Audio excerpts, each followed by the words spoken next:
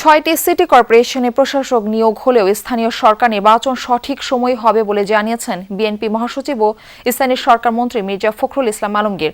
এছাড়া সংরক্ষিত নারী আসনের প্রার্থীদের যোগ্যতা হিসেবে দলের নীতি আদর্শ জনগণের সাথে সম্পৃক্তদের মনোনয়ন দেবে বিএনপি।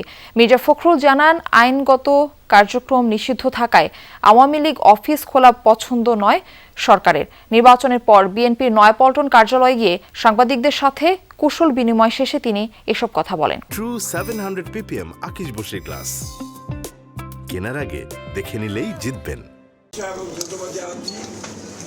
এই নয়াপল্টন কেন্দ্রীয় কার্যালয় সাক্ষী বিএনপির উপর বয়ে যাওয়া স্বৈরাচারী আমলের হামলা, মামলা, গ্রেফতার, খুনসহ কত শত নিপীড়নের। মন্ত্রী হওয়ার পর সেখানে প্রথমবারের মতো মহাসচিব মির্জা ফখরুল ইসলাম আলমগীর।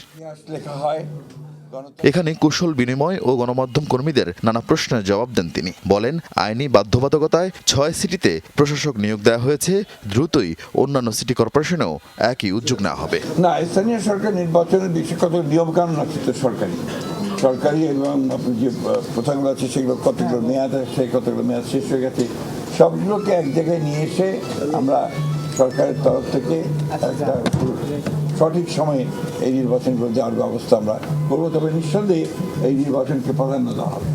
আলাপচারিতায় উঠে আসে সংরক্ষিত নারী আসনের বিএনপির মনোনয়ন, যোগ্যতা ও নির্বাচন প্রসঙ্গ। নিরঙ্কুশ জয় পাওয়ায় সংরক্ষিত নারী আসনের 35টি পাচ্ছে সরকারি দল।